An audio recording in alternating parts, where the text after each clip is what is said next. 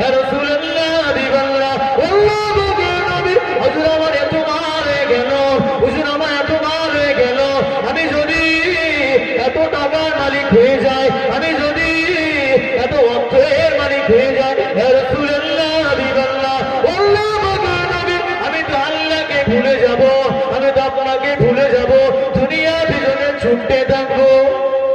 কি বলে হুজুর, আল্লাহ যদি আমার এত মালে বরকত দেয়, আমি তো মালের পিছনে ছুটবো, দিনটাকে তো ভুলে যেতে পারি।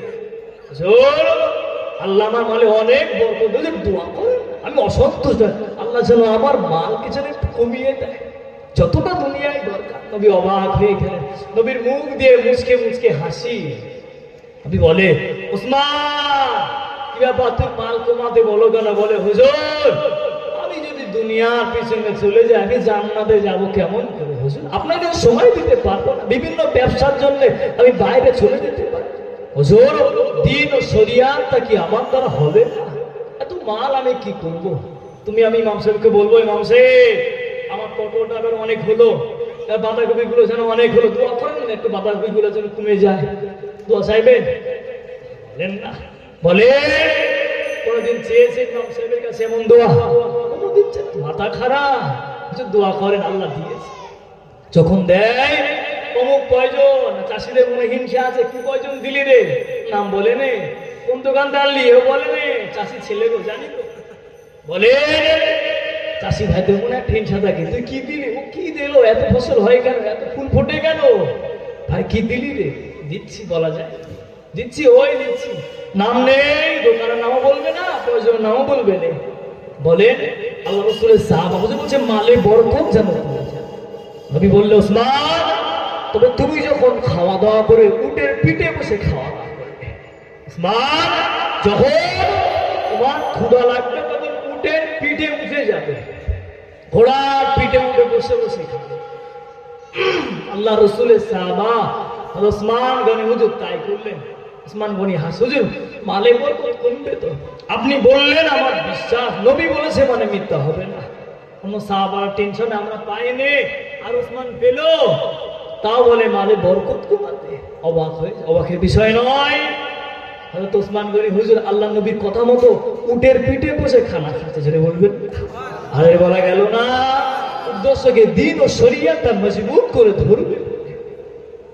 আল্লাহ নবীর সাহাবা ও যুবকেরা ওয়ামারু বিমানা বাইরা মহিলা গণেরা, আল্লাহ নবী সাহাবা হযরত উসমান গনি রাদিয়াল্লাহু তাআলা আনহু, আল্লাহ নবী কথা মতো, আল্লাহ নবী কথা অনুযায়ী উটের পিঠে উঠে গেলে, উটের পিঠে উঠে গেলে খানা খাওয়া আরম্ভ করে দিলেন।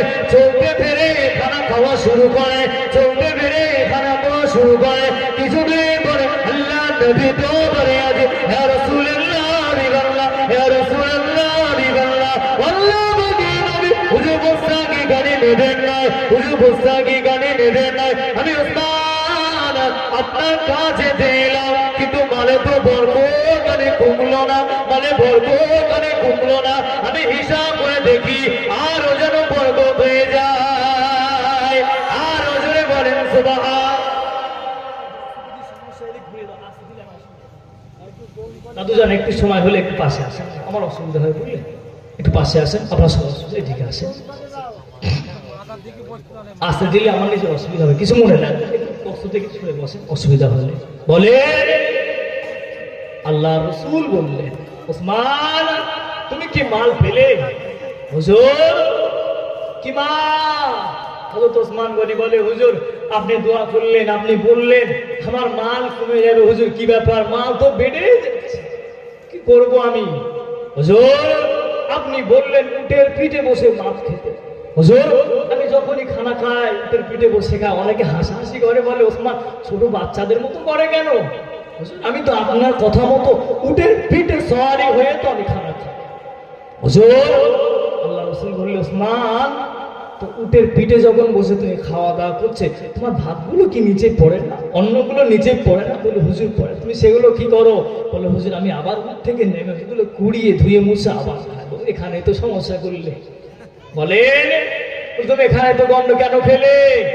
হুজুর আমি যখন খেলতাম আগে কিছু খেতে তো দস্তারখান বিছিয়ে খেতাম, সেগুলো কি করতে পড়ে গেল, আবার সুবিধা হতো সেগুলো ধুতাম না, ওইভাবে খেয়ে দিত, ওই জন্য বরকত দেয়। নবী পাকের যদি কোন সুন্নাতকে যদি আপনি ধরেন আল্লাহ পাক ওতে আপনার মালে বরকত দেবে। জোরে বলে একটা সুন্নাত ধরেন, হয় দাড়ি ছেড়ে দেন, নবীর যে কোনো একটা সুন্নাত ধরে খাওয়া দাওয়া হলো, দস্তারখান বিছিয়ে খা, যেগুলো পড়ে গেল তুলে কেন, আল্লাহ ওই এক একটা মালে 1-1 লাখের উপরে বরকত দিয়ে দিবে। জোরে বলেন এটা কি আমার কথা নাকি আমার সুবহানাল্লাহ বলছেন? আমিন বলেন। এগুলো আমার কথা বলি? আল্লাহ রাসূল বলল, ওসমান তোমার মালে যদি বরকত কমে তাহলে ভাতগুলো কেন খেলে? আল্লাহ রাসূলের সাহাবা ওসমান বলে, হুজুর আমি লেবে যাই আবার খাই। রাসূল বলে, এক একটা অন্নে আল্লাহ তোমার লক্ষ লক্ষ বরকত দিয়ে দিয়েছে। জোরে বলবে এটাই তো রাসূলের সাহাবাদের প্রেম। তোমার আমার দুনিয়ায় টাকা হয়ে গেলে ধারে কাছে যাওয়া যায় না। কিছু কিছু মানুষের দেখবে হঠাৎ করে টাকা হয়ে গেলে ধারে কাছে যাওয়া যায় না। আমার দেখবেন গ্রামগঞ্জে কিছু কিছু হুক করে 2-1টা নিয়ম ছেলে ইমামের মতো হয়ে যায়, মুয়াজ্জিনের আগে হাজির হয়ে যায় মসজিদে। এটা সমস্যা আছে। এই হুক করে হুজুর আওয়া, হুক করে মুসল্লা, এটা খারাপ জিনিস। আমি বলিনি নামাজ পড়তে বারণ করিনি, দেখবেন খুব করে মুসল্লি বাবা ইমাম সাহেব মুয়াজ্জিনের আগে হাজির, খারাপের লক্ষণ আছে। প্রায় তো দেখছি খুব করে হবেন না, আস্তে আস্তে হবে। 5 ওয়াক্ত নামাজ পড়তে পারলেন না, একত্র করে ধরেন, একসাথে 5 ওয়াক্ত হবে না, আস্তে আস্তে ধরেন। আমি দেখেছি প্রায় আমার পরিবারের মধ্যে বলবো না, আমার পরিবারের মধ্যে আমার একটা চাচতো ভাই অনেক নামাজ ধরেছিল, বুঝলেন। আমাদের আগে আমাদের বলতো তুমি হুজুর মানুষের মসজিদে যাও না, বাড়ি পড়ছো, ব্যাস কিছুদিন পরে গন্ডগোল করে ফেললো। ওই জন্য খুচরো হুজুর হওয়া বহুত সমস্যা। আপনি আস্তে দিনকে ধরেন, একেবারে ধরতে যাবেন না, একেবারে দিন ও শরিয়াতকে ধরতে যাবেন না, আস্তে আস্তে ধরে।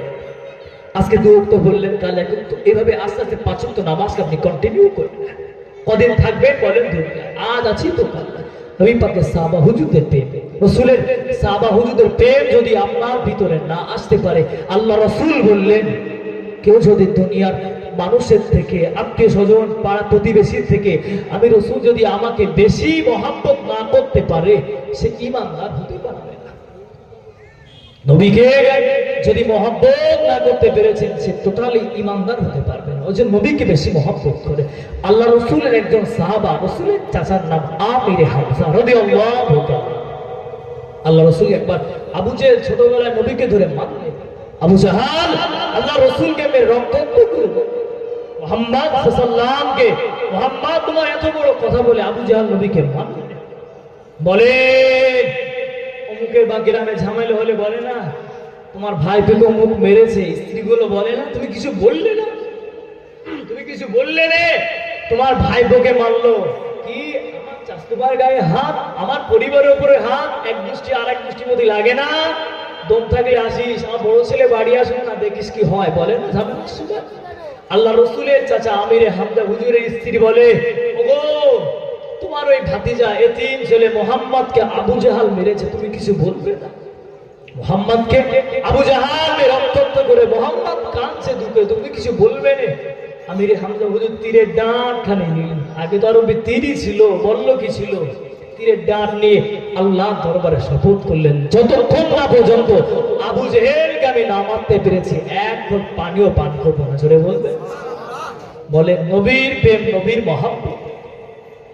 আল্লাহ নবী জাজান ও যুবক ও আমার মুরব্বি বাবা, আল্লাহ নবী জাজান হযরত আমিরে হামজা রাদিয়াল্লাহু তাআলা আনহু, আল্লাহ নবী জাজান তীরের ডাঁট কানে নিয়ে আল্লাহ নামে শপথ করলে যতক্ষণ না পর্যন্ত আবু জাহালকে রক্তাক্ত না করতে পেরেছি, আবু জাহালকে যতক্ষণ না পর্যন্ত মারতে পেরেছি, আমি এক ঘট পানি পান করবো না, এক ঘট পানি পান আমি করবো না। আল্লাহ নবী জাজা হযরত আমিরে হামজা রাদিয়াল্লাহু তাআলা আনহু আল্লাহ নামে যদি শপথ করলে আবু জেহেলকে রক্তাক্ত করে দিল, আবু জেহেল